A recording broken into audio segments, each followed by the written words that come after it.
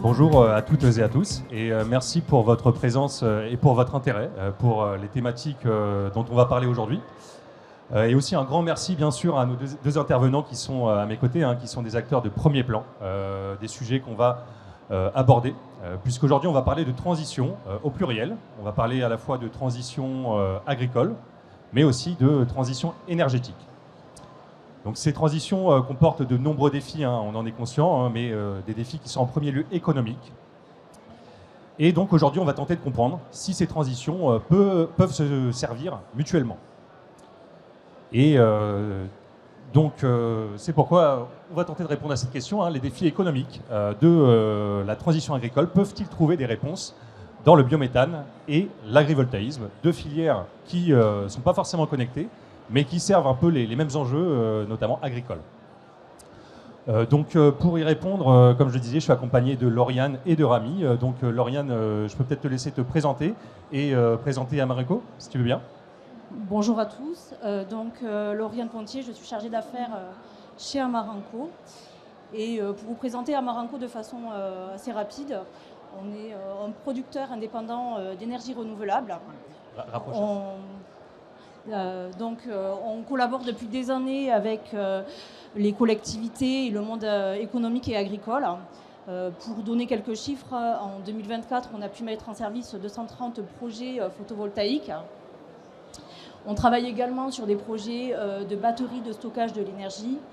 Mais ce qui va nous intéresser tout particulièrement aujourd'hui, ça va être notre filière agrovoltaïque qui va consister à mettre à disposition une structure tant bien dédiée à la production agricole qu'à la production d'énergie solaire. Pour compléter un petit peu cette présentation, Amarenco a une spécificité, c'est-à-dire qu'elle souhaite mettre à disposition une électricité régénératrice, c'est-à-dire qui s'accompagne de mesures concrètes en faveur de la régénération de nos sites projets. Et c'est un petit peu dans ce contexte qu'on a pu travailler notre réseau et développer des partenariats engagés comme avec Mimosa par exemple, avec qui nous sommes présents aujourd'hui, mais aussi on a pu développer par exemple dernièrement une plateforme commune pour mettre à profit ce partenariat. Donc voilà. Merci Lauriane. Rami, à ton tour. Bonjour à toutes et à tous. Moi je suis Rami Hariri, donc délégué biométhane chez GRDF. GRDF, c'est l'entreprise qui exploite et maintient le réseau de distribution de gaz. Donc, voilà. Et depuis quelques années, une de ses missions principales est de porter les valeurs du gaz vert, c'est-à-dire de faire en sorte que les molécules de gaz qui circulent dans nos tuyaux deviennent du gaz vert issu de méthanisation et donc de sites de biométhane qui sont en train de se développer un peu partout en France. Voilà. Ok, très clair. Donc deux entreprises portées sur la transition, ça tombe bien. À mon tour de me prêter à l'exercice, donc moi je suis Timothée Delacour, je suis responsable énergie renouvelable chez Mimosa. En tant que responsable ENR, moi je suis l'interlocuteur des porteurs de projets, qui soient agriculteurs, développeurs ou énergéticiens, qui viennent vers Mimosa.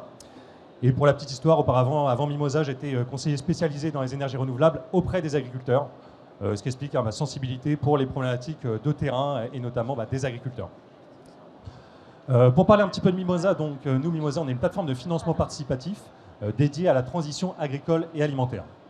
Donc finalement, la transition énergétique n'est qu'une facette de cette plus grande thématique qu'est la transition agricole et alimentaire.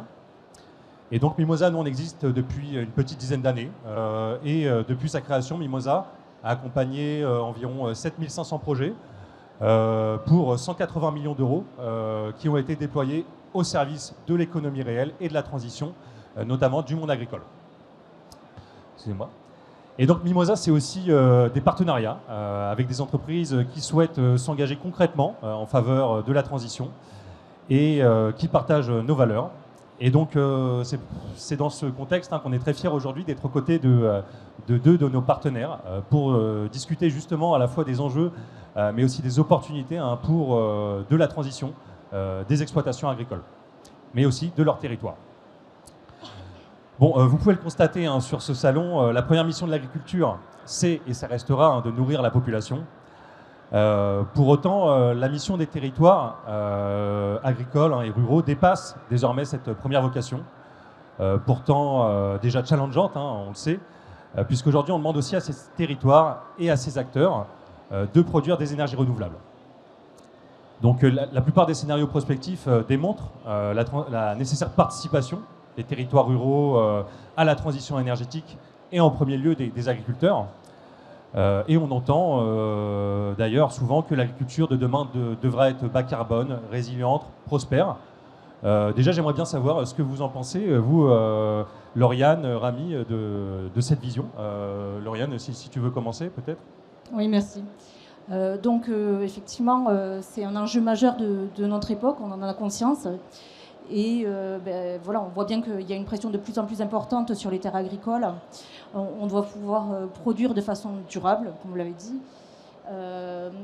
en répondant à une demande alimentaire de plus en plus forte, en faisant face à des aléas et des changements climatiques, en restant forcément rentable et concurrentiel. Donc voilà, tout ça, ça pèse de plus en plus lourd sur le monde agricole. Et Amarenco souhaite, via ces projets agri-PV, répondre à l'ensemble de ces enjeux, venir sécuriser les exploitations, fournir un outil utile tant bien à la production alimentaire qu'à la production d'une énergie régénératrice.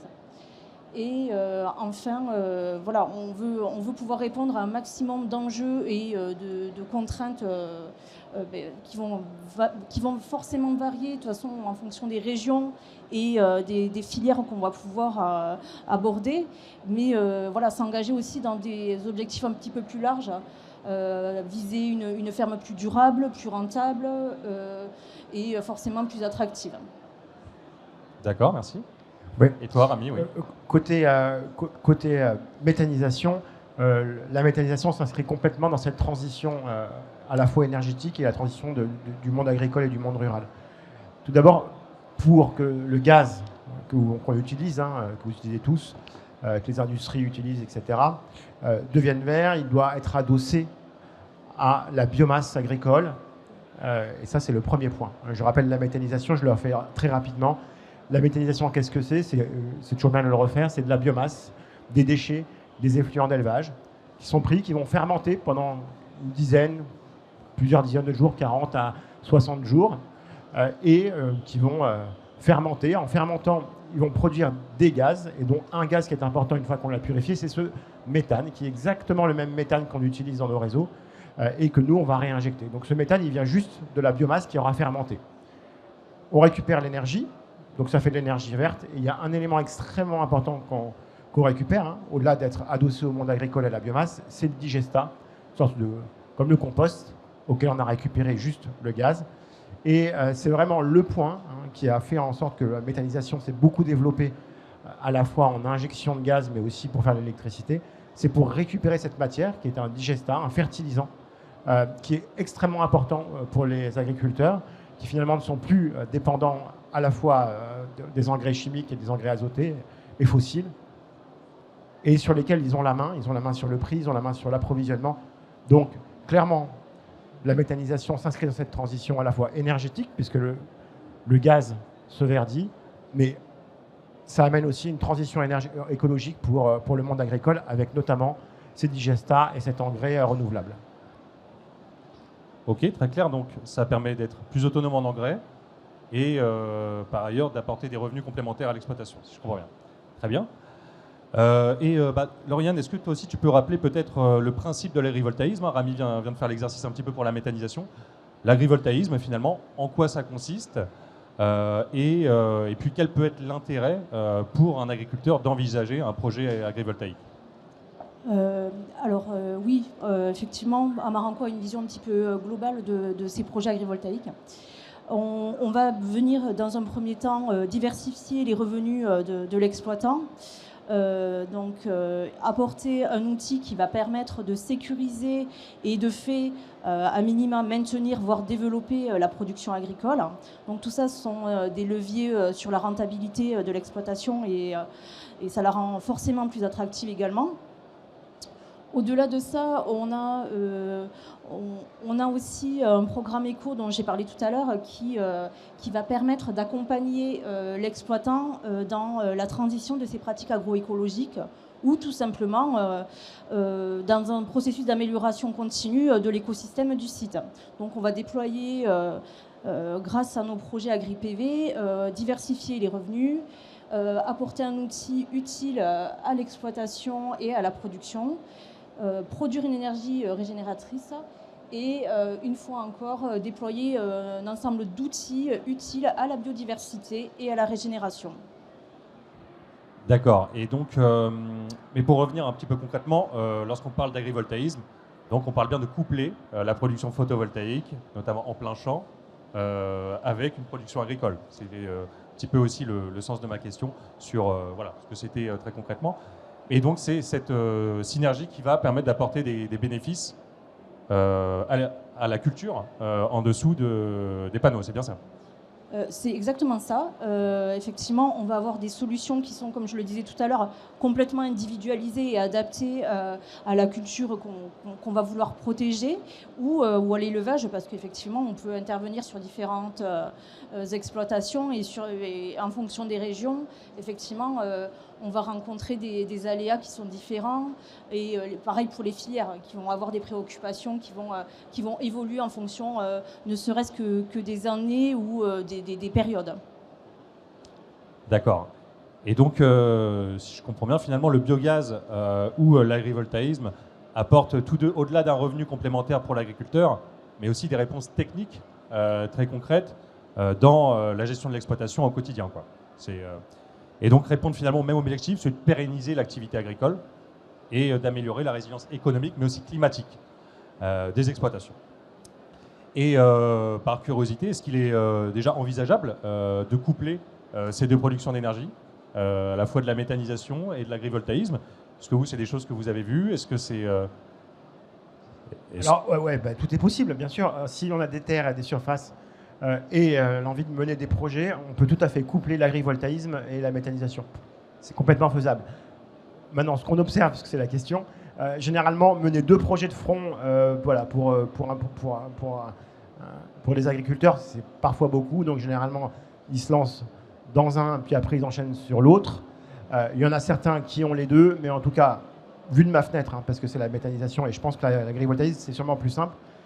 Nous, les projets sont quand même complexes. Hein, c'est quand même un site assez gros, avec beaucoup de capex, avec un changement assez complet de philosophie, c'est-à-dire récupérer de la biomasse, réutiliser le digestat. Donc, généralement, ceux qui ont fait un projet méthanisation, ils peuvent être ouverts à faire de l'agrivoltaïsme, ça c'est clair. Mais ce qu'on observe, c'est mener les deux projets de front, parfois c'est un peu compliqué. D'accord. Et donc d'ailleurs, combien de temps il faut prévoir pour mener un projet méthanisation? Et puis, même question pour l'agrivoltaïsme, Lauriane. Combien de temps je suis agriculteur, demain j'ai un projet. On va faire la guerre des délais. Combien de temps? On va poser à la salle. À votre avis, en France non, nous, on va dire qu'un projet de méta, comme ça je serai bref et je te repasse la parole, c'est le plus rapide maintenant, c'est 4 ans. C'est quand même rapide. Et ça peut monter jusqu'à, pour des projets qui sont plus gros et donc qui ont besoin de plus d'autorisation, etc., ça peut monter à beaucoup plus. Et là, le beaucoup plus, il peut être long parce qu'après, le projet a plusieurs vies, si vous voulez. Il y a une vie, donc il peut aller jusqu'à 8, 10 ans, etc. Mais ça, c'est des projets quand même d'envergure quand on parle du tout début de la première idée jusqu'à la réalisation. Très bien. Concernant nos projets, c'est un peu la même chose. Effectivement, ça va dépendre de l'étendue du projet et de l'avancée locale aussi, l'acceptation qu'on va rencontrer, l'implication du territoire et autres. Mais oui, en moyenne, on compte 4-5 ans pour développer un projet. Oui. D'accord, donc finalement des délais relativement similaires. Justement, tu parlais d'acceptation. Enfin, globalement, ce qu'on voit, c'est que ces deux filières, elles sont plutôt soutenues par l'État hein, via divers dispositifs, mais on constate parfois des freins au niveau local. Lauriane, justement, on a dernièrement beaucoup parlé hein, dans la filière agrivoltaïque de sujets de partage de la valeur. Est-ce que tu peux nous dire un peu ce que cette notion signifie et comment ça se traduit concrètement dans la filière agrivoltaïque? Alors oui, le partage de la valeur, ça prend de plus en plus de place dans les échanges. Et je trouve que le concept même du projet AgriPV est une belle illustration du partage de la valeur. C'est-à-dire que quand on accepte d'aller sur des terres agricoles, on a pleinement conscience du fait qu'on va devoir partager la luminosité du soleil. Et j'irai même plus loin, on va devoir s'effacer au bénéfice de la plante et de la culture. Et ça va dépendre évidemment de la culture qu'il va y avoir sous les panneaux et des périodes. Mais voilà, on va devoir s'effacer et remettre le projet agricole au cœur de tout, finalement. Et voilà, donc le projet agricole est au cœur, bien évidemment, de notre projet AgriPV. On essaye également de l'intégrer localement parlant, c'est-à-dire une espèce de jeu d'équilibre et de lien avec les différents intervenants et contraintes locales. Donc on essaye de construire un projet de territoire en impliquant un maximum de parties prenantes et en considérant un petit peu les particularités du site. Ça nous oblige à partir sur des modèles plus libres et un travail de fond qui consiste à aménager un petit peu le projet au fur et à mesure de son développement et l'adapter pour s'améliorer aussi dans notre proposition, dans nos solutions et impliquer toutes ces personnes et gagner en acceptabilité. Voilà. D'accord. Donc, ce que je comprends, c'est qu'il y a un partage de la valeur des projets, dans un premier lieu avec bien sûr l'agriculteur qui exploite le foncier, ce qui est un peu la base, donc partage de la luminosité, du rayonnement solaire, mais aussi potentiellement pour les territoires. Et donc aujourd'hui, le partenariat Mimosa il se structure aussi autour de cette volonté de partage de la valeur, en voulant justement proposer aux citoyens, notamment aux locaux, de venir financer en partie les projets d'AgriPV, c'est bien ça. Exactement, oui, on a étendu, on essaye d'étendre en tout cas cette notion de partage de la valeur via nos partenaires. Mimosa en fait partie, et c'est vrai que le financement participatif est un levier vraiment qui fonctionne très bien pour embarquer avec nous un maximum de parties prenantes, que ce soit les citoyens, les collectivités, les industriels, et bien évidemment redistribuer un petit peu l'éco-bénéfice de nos projets. D'accord, très bien. Et Rami, toi de ton côté, GRDF, je sais que c'est un acteur qui est particulièrement présent au niveau local. Voilà, c'est un peu sa particularité, très décentralisée. Et toi, est-ce que déjà tu peux nous dire pourquoi, selon toi, on constate parfois des oppositions locales au projet? Et est-ce que tu vois des leviers qui sont activables pour favoriser justement leur acceptabilité? Alors oui, comme beaucoup de projets qui peuvent arriver, qui peuvent émerger, on a des oppositions qui se créent. On a un des sujets majeurs pour faire émerger les projets. Il n'y a pas que celui-là, mais c'est l'acceptabilité. On peut considérer qu'un projet sur deux, c'est un chiffre au doigt mouillé d'expérience, peut se heurter à un processus juridique qui va aller contre lui. C'est souvent lié à quelques petites associations, c'est souvent lié à une non-connaissance de ce qu'est-ce que la méthanisation. C'est souvent lié aussi à cette frontière qu'il peut y avoir entre le monde agricole et puis ceux qui sont dans le village d'à côté qui ne connaissent pas.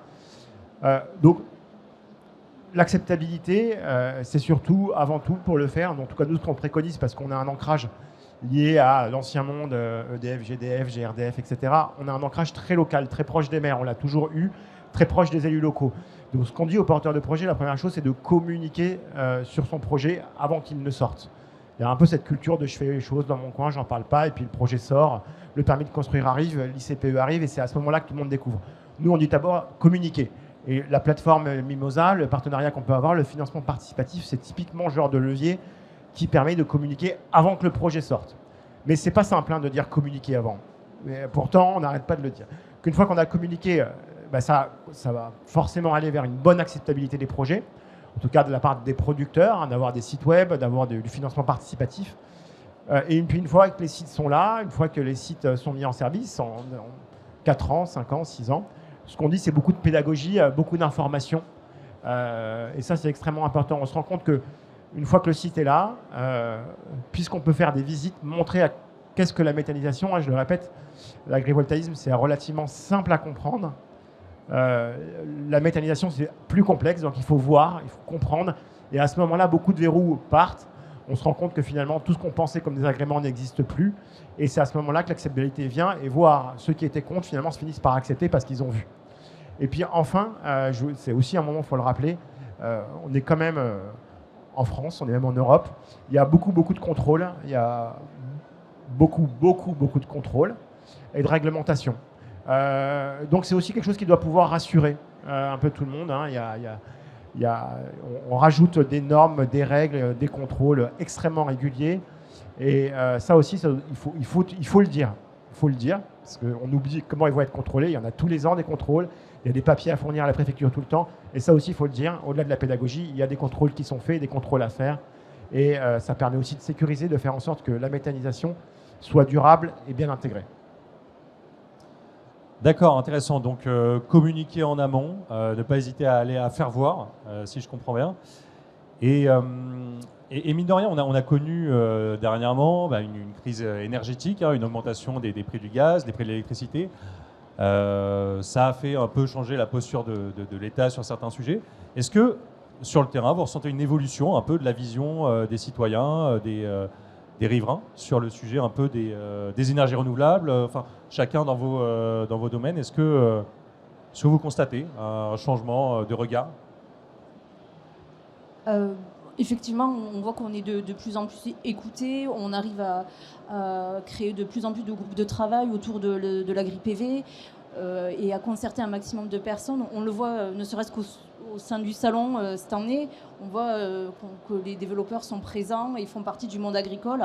On est très bien intégrés maintenant, on a une réelle position et un réel engagement auprès du monde agricole. Donc là-dessus, on est de mieux en mieux accepté. On ne souffre pas de mésentente ou de quoi que ce soit. Bien qu'on rencontre des oppositions, c'est pas ce que je dis, mais quoi qu'il en soit, on a gagné en acceptabilité et nos projets sont de moins en moins contestés, en tout cas par le milieu agricole en soi. D'accord, donc une prise de conscience un petit peu de la nécessité et de l'opportunité que ça peut être pour eux, pour leur transition, globalement. Oui, puisqu'on est régulièrement sollicité, donc ils ont pleinement conscience du fait que ça va venir sécuriser et pérenniser leur exploitation. Ils ont mesuré l'enjeu et pris conscience de que ça peut être une solution par rapport à tout ce qu'on a pu aborder précédemment, quoi. Ouais, pareil encore plus sur le gaz. Parce que la crise qu'il y a eu en Ukraine et ensuite qui a emmené la hausse du coût des matières premières, etc., c'était beaucoup lié au gaz. Et beaucoup de choses ont évolué dans le sens de l'inflationniste à cause du gaz et de la guerre en Ukraine et des robinets qui étaient coupés avec la Russie. Donc clairement, moi, j'ai vu un avant et un après. Avant, dans tous les arguments qu'on pouvait apporter sur le gaz vert et le biométhane, le côté circulaire, le côté digesta, le côté revenu complémentaire et résilience des sites agricoles, et le côté énergie souveraine. L'énergie souveraine n'était pas forcément... vraiment, là, aujourd'hui, on le sent de plus en plus parce qu'on en parle depuis 3-4 ans. Mais je peux vous assurer qu'avant, quand on allait voir des élus, des maires, etc., le souveraineté, il marquait pas beaucoup. Parce que, franchement, l'énergie, on en a, le nucléaire, on en a. Nos centrales, elles marchaient à l'époque. Elles ont un peu moins marché à un moment, le nucléaire. On avait du gaz, c'était pas cher. Et d'un coup, oui, je dois le dire, j'ai vu un après. Et l'argument souveraineté est quasiment dans les numéros 1 ou 2 des arguments qui marchent et qui fonctionnent. Là où vraiment, à l'époque, il y a 4-5 ans, c'était pas le point, quoi. Voilà. Intéressant, merci. Et donc maintenant, si on prend un petit peu moins de hauteur, hein, on revient un peu sur le terrain. Est-ce que, Lauriane, tu peux me dire un petit peu aujourd'hui quelles sont les attentes du terrain, des acteurs de la filière un petit peu concrètement, sur le terrain, on essaye d'appliquer ce modèle un petit peu économique de partage de la valeur et d'aller sur des projets de plus en plus collectifs. Dernièrement, on a été sollicité avec d'autres développeurs via un AMI par un syndicat de gestion des eaux pour solariser des terres agricoles situées sur des zones de captage. Et la principale préoccupation était la qualité et la quantité des eaux captées. Bien évidemment, on a proposé d'arriver avec nos structures et s'adapter et proposer des structures adaptées en tout cas à chaque exploitation. Sécuriser les exploitations en place et leur production via des revenus complémentaires. Mais on a été un petit peu plus loin. On a pensé, notamment via notre programme ECO, à déployer par exemple des formations pour accompagner les pratiques agroécologiques sur l'ensemble du périmètre et sans pour autant le faire uniquement chez les personnes chez qui nous allions installer des infrastructures. Voilà, essayer de déployer au maximum les externalités positives. On a pensé forcément au financement participatif pour impliquer la collectivité et les citoyens et leur donner vraiment cette vision du modèle gagnant-gagnant qu'on souhaite déployer. Et on voit que ça fait partie des attentes quand on est confronté à des AMI ou des mises en concurrence, d'avoir cette vision très collective du projet, quoi.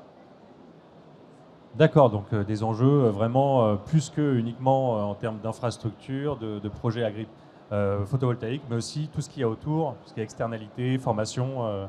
Non, je comprends, tout à fait. Et toi, Rami, de ton côté, par rapport à la filière biométhane, aujourd'hui, quels sont les enjeux un petit peu Aujourd'hui, il y a un enjeu qui est fort, c'est celui de confirmer, consolider la confiance entre le monde de l'énergie et le monde agricole. Alors je rappelle, nous, GRDF, on est le réseau. On est juste le réseau. On ne développe pas de projet. Donc ça fait bizarre de venir parler, ça fait bizarre d'avoir un stand, mais on avait ce rôle de catalyseur, de mettre les gens autour de la table, de parler, de créer la confiance. Donc pour nous, c'est un marqueur extrêmement fort. Et c'est extrêmement important que le monde agricole et le monde de l'énergie puissent se parler, que l'on trouve des terrains d'entente gagnant-gagnant et qu'il y ait énormément de confiance et de transparence. Et pour moi, je pense que c'est une attente forte du monde agricole. Nous, on est le monde de l'énergie, mais on n'est que ce réseau, ce tuyau. On essaye de faire ce lien qui est le réseau. On essaye, et je pense qu'il faut à tout prix le faire entre le monde agricole et celui de l'énergie, et avec transparence et confiance. Un autre enjeu, c'est celui de la durabilité. C'est-à-dire que si on fait du biométhane, si on produit du biométhane, on ne le fait pas pour 2-3 ans, on le fait pour longtemps, pour très longtemps. Il y aura du gaz, il y aura encore du gaz en 2100, mais du gaz qui sera vert, issu de notre biomasse, issu de d'autres technologies, parce que finalement c'est un moyen de chauffage et c'est un moyen dans les process industriels dont on a besoin. Donc je ne sais pas à quel niveau il y en aura, mais il y en aura. Donc ce que l'on fait là aujourd'hui, pas parce qu'on a 14 TWh, c'est l'équivalent de 2 centrales nucléaires en biométhane qui sont sortis depuis une dizaine d'années. Il faut que ce soit là pour plusieurs années. Donc, ce qu'il faut, c'est de la durabilité. La durabilité dans le temps. Donc, ça, il faut le montrer aux agriculteurs, il faut le monter au monde agricole. Il faut que le monde de l'énergie et le monde agricole et les pouvoirs publics travaillent sur cette durabilité, cette visibilité long terme. Et je vous assure que ce n'est pas facile, vu le changement de gouvernement, de députés, etc., qu'on a en ce moment. Mais il faut donner cette visibilité long terme pour des questions financières, pour des questions de durabilité de notre énergie. Et ça, c'est important. Donc pour moi, les enjeux, ce qu'attend le monde agricole vis-à-vis de la méthanisation, c'est ce gage de confiance et ce gage de durabilité. D'accord. Et ce gage de confiance et de durabilité, il se traduit d'une certaine façon, concrètement comment c'est... En tout cas, nous, on est présent si on est présent sur ce genre de salon, c'est aussi pour montrer qu'on est en confiance. Comment il se traduit? Il se traduit avec beaucoup de partenariats en local. Nous, on est très présents, tu l'as dit, localement. On travaille beaucoup avec les élus locaux, avec les régions, les départements, avec toutes les associations ou tous les corps de métier, les chambres d'agriculture, pour créer des partenariats, pour que la méthanisation, elle ne se construise pas de Paris, parce que c'est beaucoup plus complexe que ça, et qu'elle se construise en local via des sortes de groupements qui vont promouvoir la méthanisation. Et il y en a plusieurs dans chaque région. Chaque région a un petit peu son association méthanisation pour qu'elle se fasse, pas de Paris, mais bien en local, avec des décideurs et avec des producteurs locaux. D'accord. Et donc, je vois que la filière biométhane est toujours en pleine évolution. Et Lauriane, de ton côté, est-ce que tu penses que la filière de l'agrivoltaïsme est suffisamment stable, notamment au niveau réglementaire, pour pouvoir se développer sereinement? Est-ce qu'aujourd'hui, on est vraiment sur une maturité de ce marché-là pour avancer, ou est-ce que tu vois encore d'autres défis à surmonter pour pouvoir vraiment se développer sereinement. Alors, concernant la réglementation, effectivement, elle est relativement récente dans l'agrivoltaïsme. Et finalement, on avait anticipé la plupart des mesures qui ont été mises en place par le décret. Mais au-delà de ça, on attendait ce décret avec impatience parce qu'il a permis d'encadrer un petit peu les projets d'agri-PV et de sortir un petit peu de ces projets alibis qui font défaut à la profession, vraiment. Ensuite, pour compléter un petit peu cette vision de la réglementation, il faut savoir que la plupart de nos projets sont liés à un tarif réglementé puisqu'on passe encore par des appels d'offres à la creux. Aujourd'hui, on essaye un petit peu de sortir de ce schéma parce que l'énergie solaire est une énergie une des moins chères déjà, elle est décarbonée et elle peut se déployer rapidement au cœur des territoires. Donc on essaye d'aller de sortir un petit peu de tout ça, des appels d'offres et d'aller sur des modèles PPA qui sont des contrats directs entre un producteur et un consommateur d'énergie ou de l'autoconsommation collective qui permet de déployer notre énergie verte au cœur des territoires en figeant des tarifs sur des périodes un petit peu plus longues et en permettant à certaines collectivités, par exemple, de sécuriser un budget. C'est intéressant, tu parlais donc de la réglementation, du décret, des décrets qui sont sortis. Qu'est-ce qu'ils demandent ces décrets? En fait, qu'est-ce qu'ils garantissent? Parce que Rami parlait tout à l'heure un petit peu de confiance, de traçabilité, enfin voilà, de confiance qu'on pouvait apporter à la filière. Qu'est-ce que cette réglementation vient changer? Qu'est-ce qu'elle garantit dans le développement d'un projet agri-PV? C'est quoi? Quelles sont les conditions rapidement? Alors rapidement, ça va être voilà. Dans les grandes lignes, notamment en termes justement de synergie entre la production agricole et le photovoltaïque. Donc alors il est très complet effectivement. Par contre, il va nous obliger à avoir un réel service pour l'activité agricole, pour le bien-être animal et pour la résilience aux aléas climatiques et changements. Il va ensuite nous obliger à réaliser un suivi pour mesurer un petit peu l'impact de nos infrastructures sur l'activité et pouvoir contrôler aussi, parce que c'est nécessaire, c'est ce que je disais tout à l'heure, c'était nécessaire en ce sens. Il a limité aussi les surfaces, en tout cas le pourcentage des surfaces recouvertes par nos panneaux pour ne pas aller cannibaliser des terres agricoles. Voilà, il a un petit peu cadré l'ensemble de nos projets et mis des objectifs à chacun. D'accord, donc pas mal de garde-fous finalement pour préserver l'activité agricole lorsqu'il y a des panneaux photovoltaïques qui sont installés. Rami, il y a des choses équivalentes, je crois, pour la partie méthanisation il y a plein de décrets. Il y a plein de décrets. Sur quoi je veux dire pour justement préserver un petit peu la vocation nourricière d'une exploitation agricole. Oui. Alors je le rappelle, et tu as tout à fait raison. Il y a un élément essentiel qui est de dire que ce qui rentre dans un méthaniseur, il ne doit pas y avoir plus de 15% qui sont des cultures dédiées. Ça veut dire que le reste, ce sont des cultures, c'est pas des cultures dédiées, ça peut être des cultures intermédiaires, mais ça peut surtout être beaucoup des déchets agricoles, du lisier, etc. etc. Donc, le modèle français, il limite énormément la part dédiée qui va rentrer dans le méthaniseur. Alors, merci beaucoup pour cette question, parce que ça, on a beau le répéter, le rabâcher, le répéter, le rabâcher, je vais le répéter, le rabâcher. Tout à fait. Il y a des modèles hyper intensifs en Allemagne où ils ont fait plus de 1000 sites, ils ont 90 TWh en élec, un truc monstrueux, qui s'appuie sur de la culture dédiée, c'est-à-dire je cultive pour mettre dans le méthaniseur. Le modèle français, c'est pas plus de 15%, et de ce qu'on a comme premier ratio, on est plutôt à 5 à 7% de ce qui rentre dans le méthaniseur, qui est des terres qui ont été dédiées pour des rations qui ont été dédiées pour ce méthaniseur. C'est hyper important, parce qu'on a beau le rabâcher, les élus oublient, le grand public oublie, et on dit on cultive pour mettre, je répète, on est plutôt sur une moyenne de 5 à 7% on cultive pour mettre, le reste c'est du déchet ou de l'intermédiaire. Et j'ai envie de dire, il y en a plein d'autres, des contrôles, il y a plein d'autres contrôles, mais celui-là c'est vraiment le point majeur qu'il faut retenir. D'accord, donc dans un cas comme dans l'autre, je vois que la réglementation française est quand même très protectrice par rapport à cette mission première de nourrir la population par les exploitations agricoles. Et donc maintenant, pour terminer un petit peu, très concrètement, je suis agriculteur, je souhaite engager un projet méta ou un projet agrivoltaïque.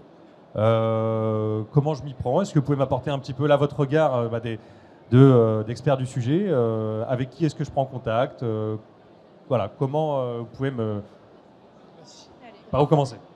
Alors, tout simplement, déjà, ça va être une prise de contact, une découverte aussi des pratiques qui sont sur l'exploitation, des besoins. Et on va essayer finalement d'apporter une solution individualisée et propre à chaque exploitation. On va imaginer déjà l'insérer localement, comme j'ai dit tout à l'heure. Et donc, je n'aurai pas de solution que je vais pouvoir dupliquer absolument et apporter toute faite à l'exploitation. Et on va à travers l'échange, trouver des solutions adaptées et monter en compétence sur l'adaptation d'une structure et aussi correspondre finalement à ce que la chambre agri locale ou la collectivité va nous imposer à travers un projet agri-PV. D'accord, mais en tout cas, je prends contact avec Amarenco ou autre, et ensuite, c'est individuellement qu'on va construire le projet. D'accord? Très clair? Pour la méthanisation, j'ai envie de dire, c'est pareil et c'est différent. Ça va dépendre de la taille de ce que l'on veut mettre comme type de projet. Il peut y avoir des petits agricoles autonomes. Ça dépend de la biomasse, ça dépend de ce que l'on a, des effluents, du lisier, si on est sur du céréal. Ça dépend du nombre d'hectares et des tonnes de biomasse qu'on peut avoir. Donc le premier critère, c'est j'ai combien d'intrants, j'ai combien de matière que je vais pouvoir mettre dans mon méthaniseur. C'est la matière première. Donc est-ce qu'on est plusieurs éleveurs, est-ce qu'on est plusieurs céréaliers, est-ce qu'on va récupérer des déchets de la coopérative? Et ça, il faut mesurer ces tonnages. Et qu'est-ce qu'il y a dans ces tonnages? Une fois qu'on a ça, on dimensionne le projet. Et ensuite, on se fait accompagner à des spécialistes. Alors nous, GRDF, on n'est pas spécialistes. Mais il y a, soit on y va seul et on prend des bureaux d'études pour accompagner à la construction du projet. Soit on est plusieurs agriculteurs et on veut être quasiment des projets clés en main. Et dans ce cas-là, on prend des développeurs qui sont spécialisés dans le développement de projets. Et les agriculteurs peuvent rentrer dans une part du capital, sont apporteurs de matière et peuvent récupérer le digestat.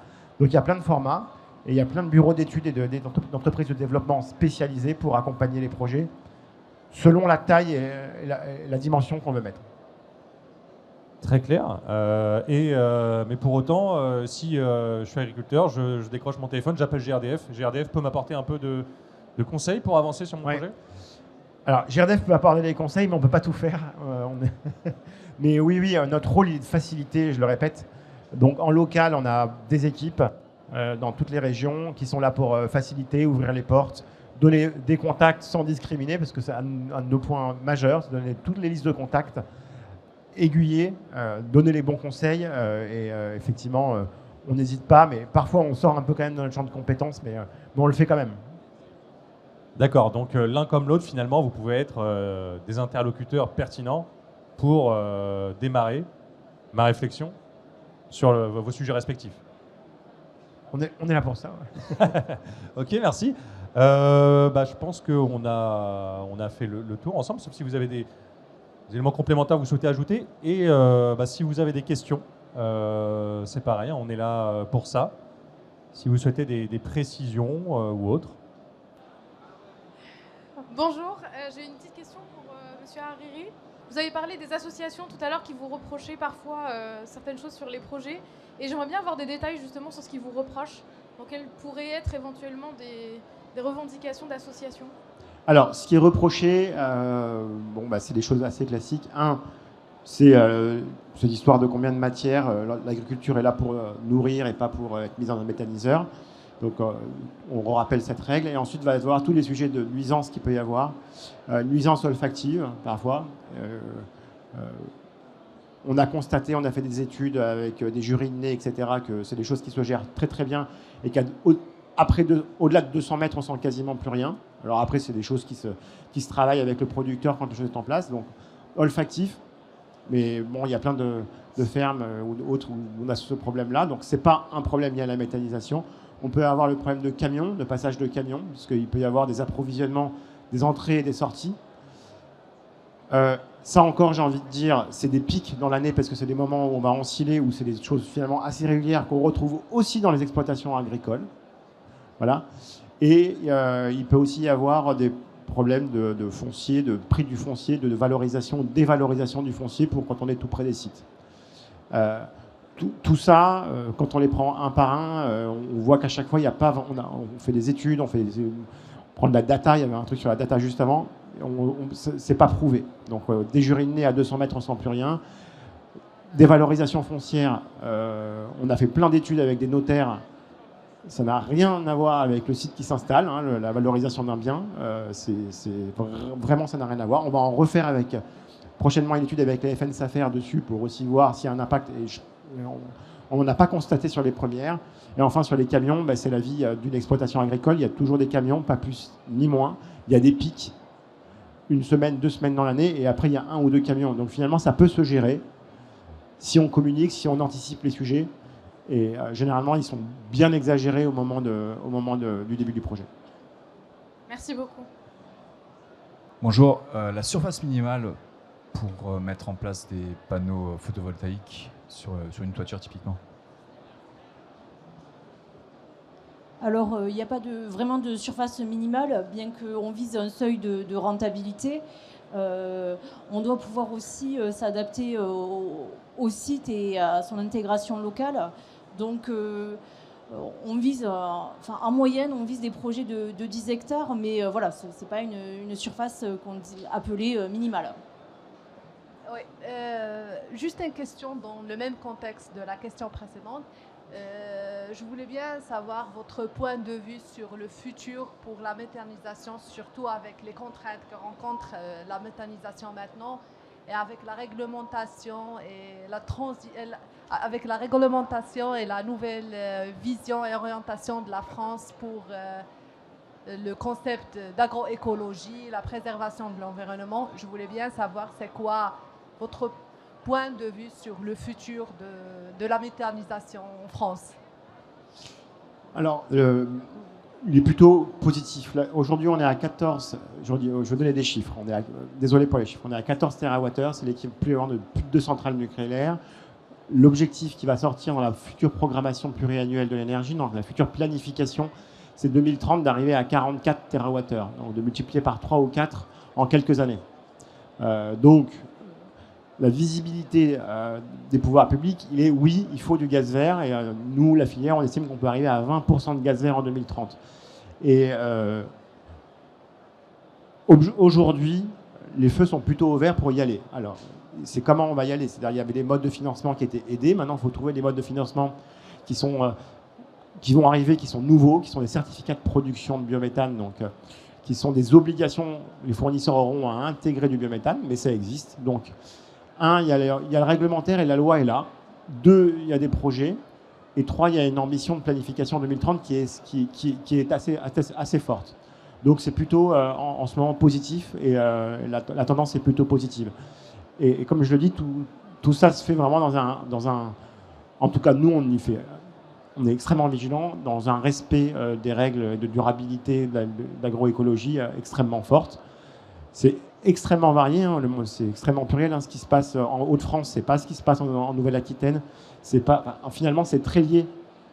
La méthanisation, elle se colle au modèle agricole et elle ne vient pas coller un modèle. C'est-à-dire qu'elle se colle au modèle agricole local. Donc il y a autant de méthanisation que de modèles locaux et c'est ça qui fait que c'est assez riche. Et c'est pour ça que je disais, ça ne peut pas se faire de Paris, on ne peut pas copier-coller un modèle. Et beaucoup de travail doit être fait sur la méta localement avec les acteurs locaux. Et donc il y aura des modèles du Grand Est, il y aura plutôt des modèles type normand. Et c'est ce qu'on constate. Donc je trouve que du coup ça prouve, en tout cas c'est un marqueur de respect de la particularité de chaque écosystème. Ah, une dernière question peut-être? Bonjour. Bonjour. Ma question est relative à... On a dit que ce soit l'agrivoltaïsme ou la méthanisation, ça apportait des solutions techniques à l'agriculture. Donc je voulais juste savoir si on pouvait revenir dessus. Donc pour la méthanisation, on avait parlé déjà du digesta qui pourrait servir d'engrais. Est-ce qu'il y a d'autres solutions techniques que ça apporte à l'agriculture, et pour l'agrivoltaïsme, sur qu'est-ce que ça apporte comme solution technique à l'agriculture? Merci. Donc oui, on va avoir des solutions techniques adaptées en fonction bien évidemment de l'exploitation et de la culture qu'on va devoir couvrir. Donc on va adapter la structure, l'écartement, enfin voilà, toutes les solutions vont être envisagées et adaptées. Au-delà de ça, on va devoir effectivement, moi je rencontre des agriculteurs qui sont confrontés à des aléas différents. Je veux dire, on va avoir des problèmes dans le sud, gestion des ressources en eau, des périodes de sécheresse qui s'accumulent. Et là, dernièrement, j'ai rencontré un autre agriculteur qui, lui, à l'inverse, était confronté à des problématiques. Il ne pouvait pas utiliser ses parcelles qui étaient gorgées d'eau depuis 2 ans. Donc, chaque projet a ses propres problématiques. Donc, on arrive avec des solutions. Par exemple, problème de sécheresse, la présence de panneaux va permettre de limiter l'évapotranspiration. On a une bibliographie de plus en plus fournie qui va permettre de travailler bien évidemment la solution qu'on va apporter à la culture et de travailler l'ombrage. On travaille de plus en plus avec des trackers qui permettent de s'effacer quand c'est nécessaire pour la plante, de travailler l'ombrage quand là aussi c'est nécessaire sous les panneaux pour la culture ou le bien-être animal. Voilà. Alors moi, j'ai déjà dit, hein, ça peut apporter beaucoup de choses, notamment avec les digestats, les engrais. Ça change quand même pas mal les pratiques agricoles. Un atelier méthanisation. C'est aussi ce qui plaît aux producteurs et aux agriculteurs qui se lancent dedans, parce que ça les remet pas mal en question. Donc, sans rentrer dans le détail, pour un céréalier, c'est très différent. Ça veut dire qu'il va changer tout son assolement, qu'il va vraiment réfléchir à comment il fait. S'il veut mettre des cives, quelle cive il va mettre pour capter le nitrate selon ses sols, selon les hectares qu'il a. Donc il réfléchit à ce qu'il faisait avant. Et ils sont assez contents finalement. Du coup, ça l'avait fait changer le modèle. Et pour tout ce qui est élevage, alors pour eux, c'est plutôt la résilience. Hein, finalement, ça donne et ça on l'a dit, ça n'apporte pas de solution technique en plus, mais ça apporte une résilience, c'est-à-dire que ça apporte un revenu financier plus régulier. Donc ça leur permet peut-être d'investir, de voir les choses différemment, etc. Il y a d'autres, voilà. Après, il y a d'autres sujets qui peuvent encore arriver sur la méthanisation. C'est pour boucler la boucle. Il y a du CO2 hein, qui est relargué, du CO2 biogénique hein, dans le processus. Quand j'ai dit qu'il y a des gaz qui sortent, il y a du CH4. Hop, on le met dans nos réseaux, on chauffe avec, etc. C'est super. Il y a aussi du CO2. C'est le CO2 biogénique. C'est le CO2 des plantes. Voilà. Et il est là, il est concentré. Et donc, ce qui arrive de plus en plus, et ce qui arrivera de plus en plus, c'est que on va injecter le CH4, mais on va commencer à capter le CO2, qui est un CO2 vert, hein, biogénique, et on va pouvoir l'utiliser dans l'agroalimentaire de plus en plus, dans tout ce qui est boisson, dans tout ce qui est chimie, et donc il va apporter encore une nouvelle valeur. Ça, c'était il y a 5-10 ans, c'était la brique qui devait arriver, et elle commence à arriver. On estime qu'un projet sur 3, au-delà de valoriser le méthane et le digestat, il va valoriser un 3e coproduit, c'est le CO2, pour pouvoir le revendre à sa coopérative, à son débit de boisson, etc. Et il y a des demandes, il y a des petits marchés encore locaux, mais tout ça contribue beaucoup encore à l'économie circulaire. Et ça, c'est encore des nouveautés techniques qui arrivent assez vite, d'ailleurs. Très bien, merci Rami. Est-ce qu'on a le temps pour une dernière question? Ouais, juste très rapidement, à nouveau pour Aramenko là, sur le photovoltaïsme. Est-ce qu'il y a une notion de seuil de rentabilité pour une petite exploitation, et quel est le niveau de retour client que vous avez, quel est le niveau de satisfaction de vos clients? Le seuil de rentabilité, il y a beaucoup de leviers pour le mesurer. On va devoir adapter bien évidemment l'infrastructure à l'exploitation, comme je le disais tout à l'heure. Par exemple, puisqu'on vise une surface, si je suis sur un élevage bovin, la surface est forcément plus importante à couvrir, mais si je suis sur un élevage de volailles, forcément, je ne vais pas aller sur le même nombre d'hectares. Donc, il y a ça qui va faire évoluer la structure, la hauteur de la structure. Il y a évidemment, le seuil de rentabilité va aussi évoluer par l'ensoleillement. Bien évidemment, au sud de la France, on a un ensoleillement qui est plus favorable. Donc voilà, je ne peux pas donner une échelle de valeur non plus et qui soit duplicable sur toutes les activités et avec toutes les structures, parce que sur une même activité, je peux fournir différentes structures, fixes, trackers, et voilà, tout ça, ça va jouer forcément sur ce seuil de rentabilité dont on parlait. D'accord, donc encore une fois, des réponses peut-être individuelles en fonction de chaque type d'exploitation apportée. Bon, merci en tout cas pour votre attention. Hein. Merci Rami, merci Lauriane pour votre intervention. Et puis on va laisser la place. Et puis si vous souhaitez en savoir davantage, eh bien, GRDF a un très beau stand juste derrière là-bas. Et Lauriane et l'équipe d'Amarenco est là. Donc, et ils ont un très beau site internet aussi. Et donc merci. Merci.